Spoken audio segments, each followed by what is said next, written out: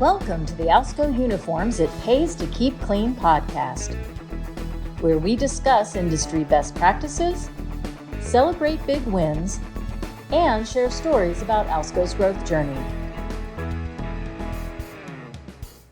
So good afternoon, Shep Hyken, customer service and experience expert, award-winning keynote speaker. Thank you. Best-selling author, and best for us, Alsco's keynote speaker here at Managers Meeting 25 in Carlsbad, California. How are you doing? I'm great, and that was the best part for me. What a great day today, huh? Good. I thought it was great, and we've just finished up 2 days of really good meetings, and your energy to kind of end it and send us off into Q4 was really fabulous. So bit of a spoiler alert for those who weren't able to be here, but you did a lot of magic tricks, and mostly that's what I want to know about. But I suspect you are not going to. There's some things that I just can't. Okay, all right. Well, maybe we'll chat later. But I also kind of feel like, misspent youth on my part for not. Or maybe me, a misspent youth. All those hours spent on a magic trick. No, and by the way, that was my hobby growing up. I made money at it since I was in 12 years old. Right. I worked in comedy clubs worked at my first nightclub at 14, 16 comedy and magic clubs. I worked at the Playboy Club when I was 16, which is an unbelievable job for a 16-year-old man. Started to do corporate work, and it's amazing that I was a young kid, but I just loved people and communicating, and I'm a big pleaser. And can we share my story that I shared in the speech? Oh, please. Okay, so I'm doing my first magic show, my first paid magic show. I was 12. You're 12. It was after school. My mom picks me up, drops me off. And then we get home after the show, and things went really well. And my mom said, after dinner, I want you to write a thank you note. And that was a great lesson, because even though I'd already said thank you, the idea was remind that customer how much you appreciate her. And it was a woman that I was, there was a dad there too, but mom was the one I was really talking to. Yeah. And my dad said, next week call and ask your client, the parents, did you like the show? And thank them again, of course. And they're going to give you feedback. And don't just say, oh, thank you, you liked the show. Ask what they liked about the show. In the form, for me, it was were there certain tricks that you love? What were your favorite ones? And my dad told me that if you do this for a while, you start to see patterns. Mm-hmm. And if people don't talk about tricks, it means they're not good enough to stay in the show. Get rid of those, replace them with tricks they will talk about.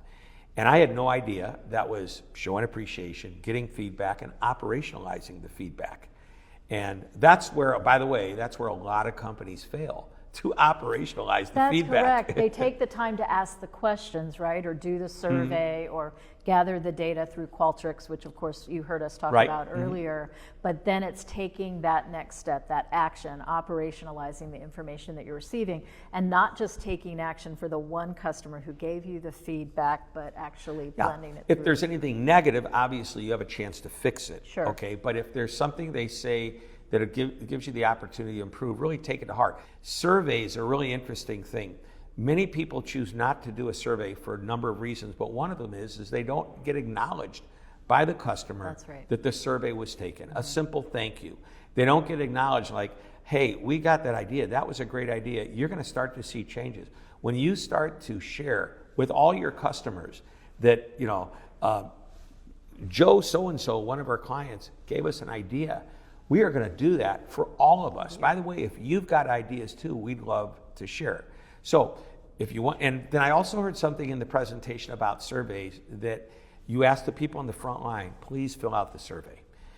If you ever go to a car dealership, and I'm going to pick on them for a moment, and that service person says, please give me a good rating. Right. If you don't, they're going to fire me. My kids won't be able to eat. They bribe you. And some people, and you'll see in my research, choose not to do the survey altogether because they don't want to get somebody in trouble. Right. So we really want to get that feedback. So we need to give feedback. And if we're using a third party like Qualtrics, they can make the feedback anonymous.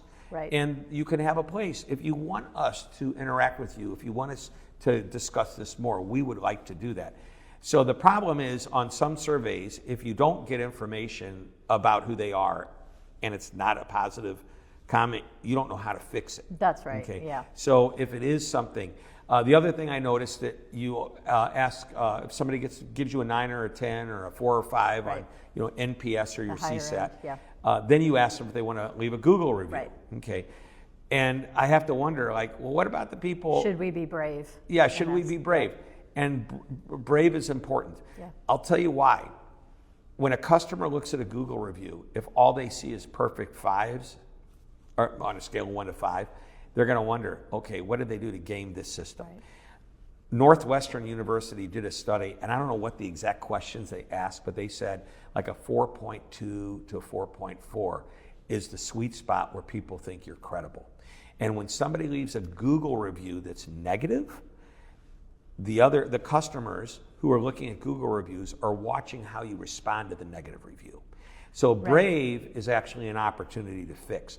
On a totally personal level, my son and I were out looking for engagement rings for his girlfriend, and I decided. Are they already past? Is this like a spoiler alert now, or does well, she they've already announced they're getting married. Okay, They already gave her. All right, yeah. all right. But I said before we buy from this guy who we think we love, he says, check out my Google reviews. By the way, they're not all great, but you'll see my Google reviews. And I go, okay, he's a brave man. Yeah. And on a scale of 1 to 5 stars, there were some 1s. Not a lot of them. Maybe 1 in every 25 or 30 was a bad score, and everything else was great. Behind every rating, the 5s as well, he acknowledged the customer, thanked them, reminded them. It was obvious he knew who that customer was, right? And on the 1s or 2s that he got, he acknowledged them and asked if he could fix the problem, because that's not the way they like to do business. In almost every one of those low-level reviews, there was another comment by the customer, thanks for taking care of me. Well, and you talked about that in your presentation today. So and you hear this a lot around anything that's a scandal or something like that. It's not the fact that something bad happened or that you had poor customer service on one day. It's the reaction to it. How do you handle it? And so owning it, you talked about that. Let's go through that 5 process. Yeah, please. When there is a complaint or a problem, this simple 5-step process works. You acknowledge, you apologize, and you can do that in either order, and I'll explain in a moment what that means. Number 3 is you discuss the resolution. What are you going to do to fix the problem? Sometimes it could be fixed right away. Sometimes it may take a day or 2 or a week or whatever. Number 4 is you have to own it. Even though it may not be your fault, it's been brought to you. You may have to go to somebody to get it rectified, but you're never going to say to the customer, that's not my department. I wasn't here last week. I was on vacation. That's somebody inside at our plant or branch. Right. But you own it. You don't ever blame others. And number 5 is you act with urgency as quickly as possible. So whatever that problem is, that level of urgency at the end is the spike that drives it home that, wow, if this is how they handle problems, I can relate to that, because nobody's perfect. That's right. But the way we handle the problem will be. Exactly. But I also think for the person who is on, not the customer end of that, but our end where we're going through the 5 steps, having a formula, if you will, to follow can help take away some of the emotion that you may feel about it, because it might be your first inclination to blame the people where or it become really defensive. Went wrong. Become defensive. Yeah. You're not in a position to show your best self. Whereas if it's muscle memory for you just to follow the 5 steps, you can then kind of have your moment later, but you're keeping that, customer first in your mind. So I'm so sorry that happened. I'm glad you brought it to my attention. I would be upset if that happened as well. You've just done an apology. You've acknowledged the customer, thanked them for bringing it to you, and you've apologized. You've done that in those first 2 steps. So this is what we can do. I'm going to, as soon as I get back into my truck, I'm going to call back at the branch, and I'm going to tell them what happened. And I'm going to see if they can bring out the rest of your delivery if there was a shortage of whatever, or later today or tomorrow or whatever. Not, you know your business better than I. Sure. But now you're discussing what the resolution is. You're not blaming anybody for it. You're just saying, I'm going to take action for you. And urgency is, how quick can we get this done? So I'm going to share an example I did not talk about in our speech. Big problems. You may remember Starbucks in Philadelphia. This has probably been 5 or 6 years now, but it's so big people still talk about it. It's one of the biggest brand issues and recoveries ever. A couple of customers walked in to a Starbucks and sat down and didn't order anything, and they're African American, black, and the manager came over, and one of them said, I need to use the bathroom. He needed a key. Yes. Do you remember this incident? Yes, I do. And the manager says, you have not bought anything. Yeah. This is for our customers. As a matter of fact, you're going to need to leave. And they said, but we're waiting for someone. And the manager chose not to believe that and went back and called the police. And within moments, multiple police cars come in, cars show up. And as they've handcuffed these guys and are taking them out, and by the way, it's like a speeding ticket. Once you start to write the ticket, it's like, you have the ticket. Right. They had the handcuffs on. They were taken out. About that time, the third person walked in. That they were meeting, yeah. And immediately things were rectified, but these guys were very embarrassed and uncomfortable. What an awkward situation to be in. Totally blew it. And so Howard Schultz, who at the time was CEO of Starbucks, he heard about this same day. And he immediately informed the press that this is what he did. He basically apologized to these people. He said, I'm getting ready to leave. I believe he was in Seattle. I'm going to fly to Philadelphia overnight. I will be there tomorrow morning. I want to personally apologize that this happened. This is not the way we do business. Right. There is your acknowledgement, your apology, and the fact that he says, I can't promise we're going to know what to do to fix this problem, but once I know what we're going to do, I'm going to let everybody know. But in the meantime, just know we're working on the resolution. He took ownership. He didn't say, oh, we had a bad hire and we put a bad manager in there. Right. And then he acted with urgency, obviously flying overnight. Yeah. So the next day, all this stuff happened. What do you remember what they did? Do you remember? I don't remember. Okay, so it was about 3 months later, they announced that they were going to shut down the entire North American operation for an afternoon.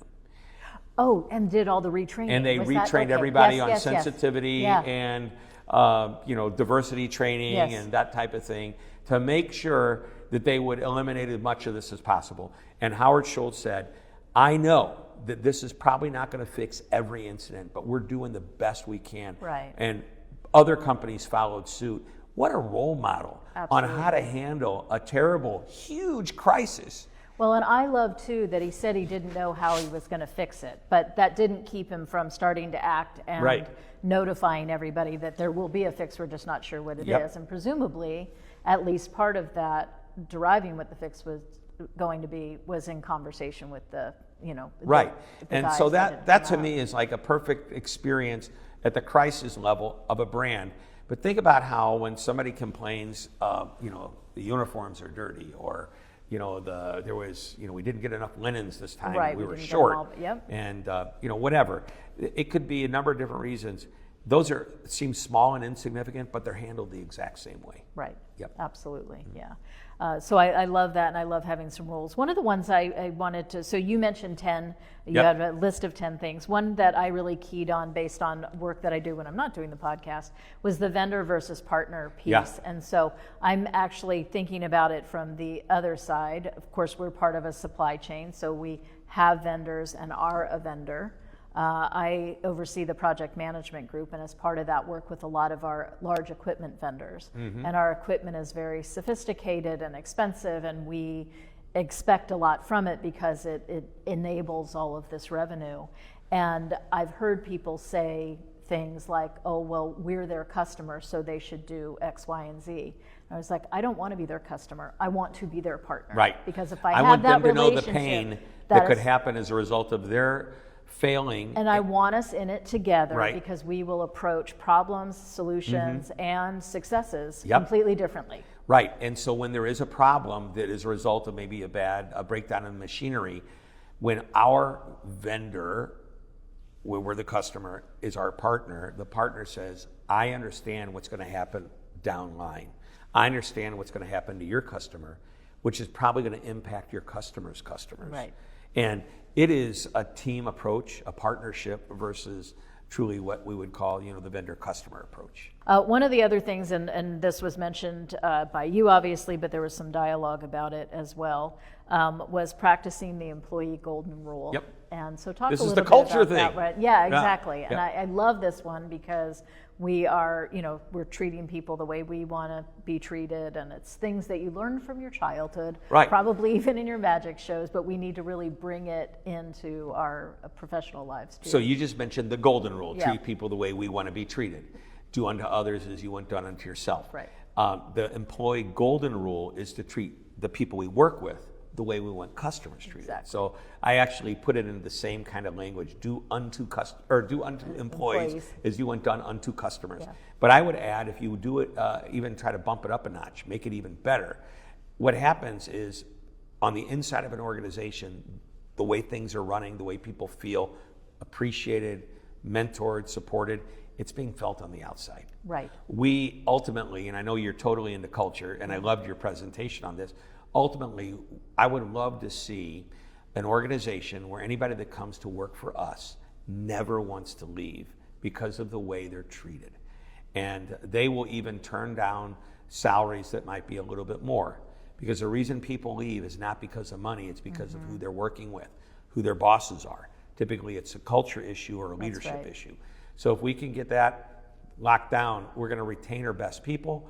That's going to get people it's a fulfilled experience.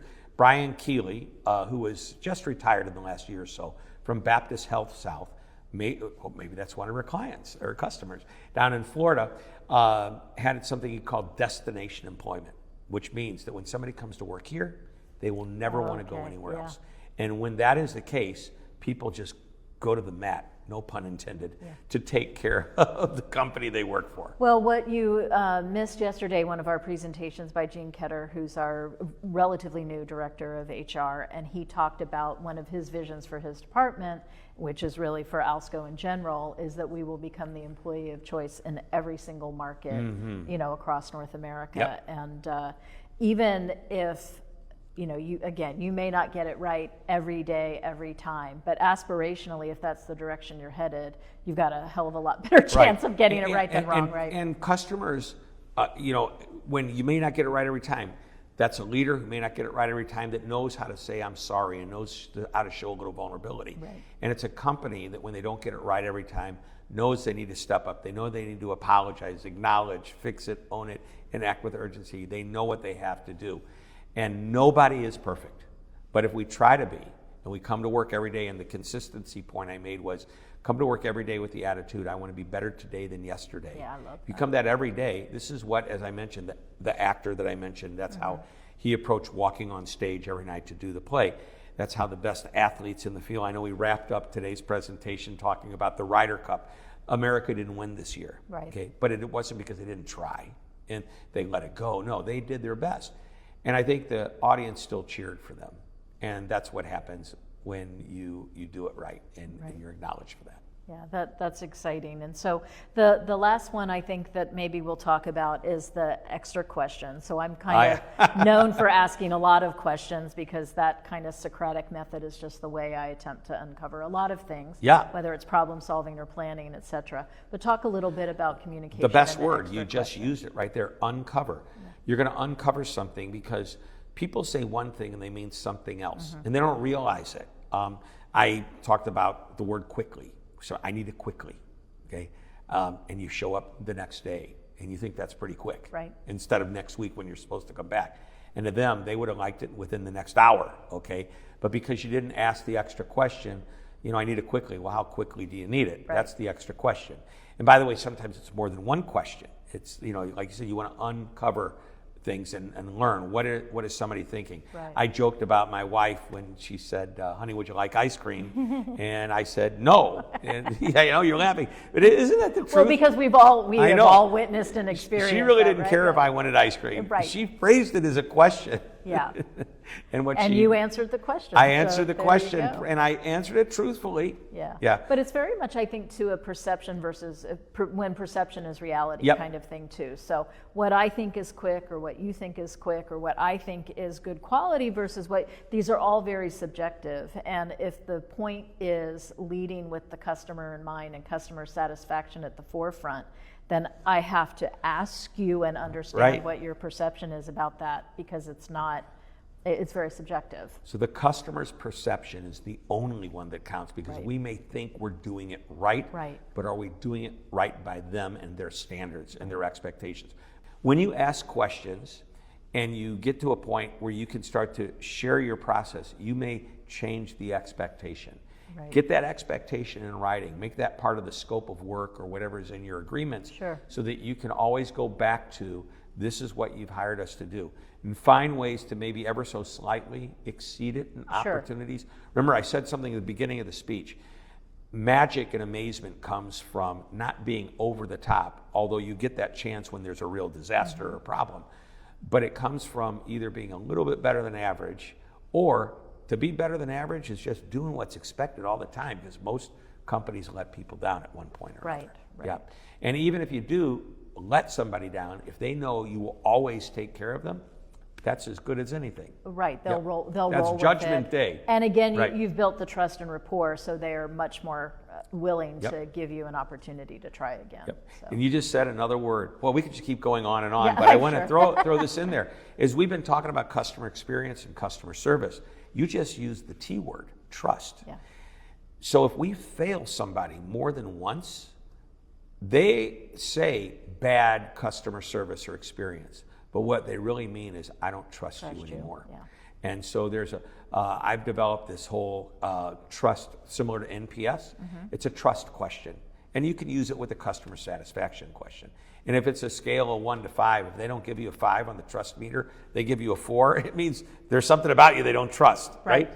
It's hard to get a 10 on a scale of 1 to 10. Some people just don't like giving Exactly, 10s. yes. So I'll take It's a a 9. philosophical point Right, of view right. kind But of if they thing, give yeah. me a 9, I still want to know, is there something we did? So a follow-up open-ended question might be, when somebody does give us a 9, the same way when somebody gives us a 9 or a 10, we can throw the question, would you leave a Google alert, or a Google review?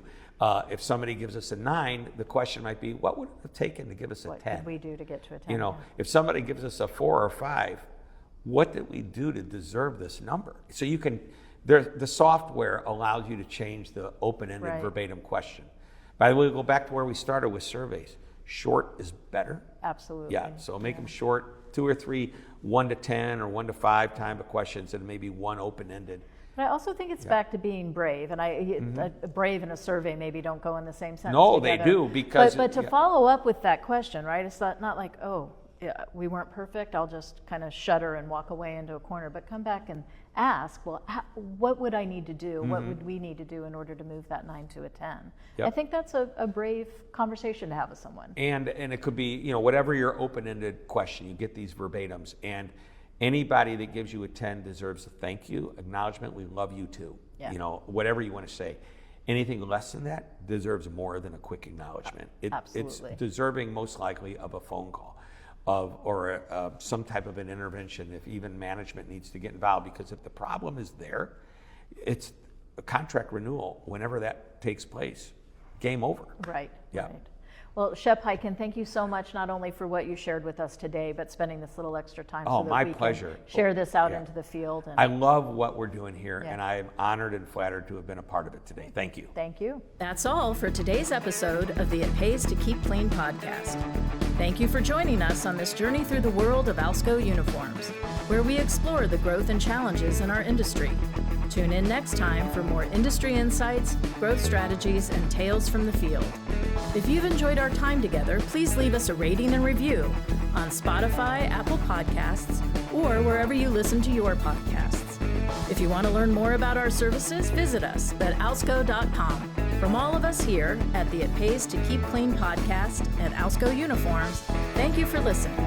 Stay safe, stay clean, and we'll see you in the next episode.